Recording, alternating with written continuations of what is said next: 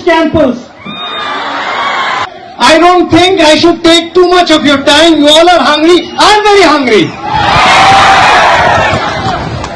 But I want to say some things, and this is very important, and I think that you must take it back and keep it with yourselves throughout your life. Anything that you believe in, you can achieve. And you know what?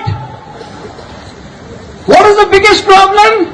The biggest problem is we are told that do that where there is money. You have to make money. This is what is told to us from childhood. We are told that if you do engineering, you are going to get good jobs. And therefore, what often happens is we forget our passion. We forget our passion. What is important is, and what is going to be the biggest differentiation?